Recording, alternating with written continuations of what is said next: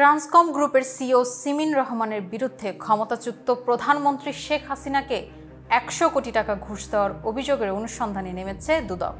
এই অভিযোগ অনুসন্ধানে দুদক গত ৫ নভেম্বর সংস্থার উপপরিচালক AKM মাহবুবুর রহমানকে দায়িত্ব দিয়েছেন। অভিযোগটি অনুসন্ধানে প্রতিষ্ঠান ও ব্যক্তির সম্পৃক্ততা খতিয়ে দেখা হবে বলে জানান তিনি। করোনা ভাইরাস মহামারীর মধ্যে ২০২০ সালের ১ জুলাই ট্রান্সকম গ্রুপের প্রতিষ্ঠাতা লতিফুর রহমানের মৃত্যু হলে ১ মাসের মাথায় গ্রুপের চেয়ারম্যানের দায়িত্বে আসেন লতিফুর রহমানের স্ত্রী শাহনাজ রহমান। তার বড় মেয়ে সিমিন রহমান গ্রুপের সিইও হিসেবে দায়িত্ব পালন করছেন এবং ছোট মেয়ে সাজরে হকও ট্রান্সকম গ্রুপের একজন পরিচালক। এ বিষয়ে দুদক সংস্থার উপপরিচালক মাহবুবুর জানান, অভিযোগ অনুসন্ধানের কাজ বর্তমানে চলমান রয়েছে। অনুসন্ধান কর্মকর্তা নিয়োগের চিঠিতে অভিযোগটি অনুসন্ধান করে যথাসময়ে প্রতিবেদন দাখিলের জন্য নির্দেশনা দেওয়া হয়েছে।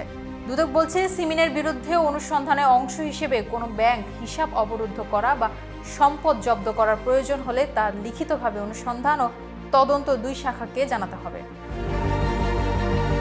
অপরদিকে দেশের বড় ব্যবসায়ী গোষ্ঠী ট্রান্সকম গ্রুপের সিইও সিমিন রহমানের বিরুদ্ধে নিজ ভাইকে হত্যার অভিযোগ আনেন তার ছোট বোন সাজরে হক।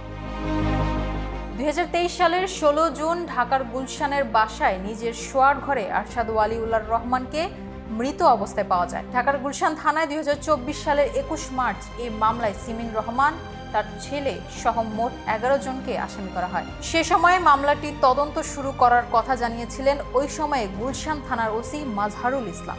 পরে মামলাটি তদন্তের দায়িত্ব দেওয়া হয় পুলিশ ব্যুরো অব ইনভেস্টিগেশনকে। হাইকোর্টে মামলায় ২০২৪ সালের ৩১ মার্চ সিমিন রহমান সহ ৩ জনকে দেশে ফেরার ৭২ ঘন্টার মধ্যে আত্মসমর্পণের নির্দেশ দিয়েছিলেন।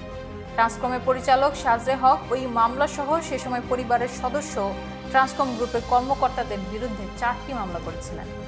অর্থ আত্মসাৎ, সম্পত্তি দখল ও অবৈধভাবে শেয়ার হস্তান্তরের অভিযোগ এনেছিলেন সাজরে, যাতে আসামি করা হয়েছিল তার মা, বোন, ভাগ্নে সহ ৮ জনকে। এই মামলায় ট্রান্সকমের ৫ জন কর্মকর্তাও গ্রেফতার হয়েছিলেন। সে সময় এই ৩ মামলার সূত্র ধরে পিবিআই ট্রান্সকম গ্রুপের গুলশানের হেড অফিস থেকে বেশ কিছু নথি জব্দ করেন।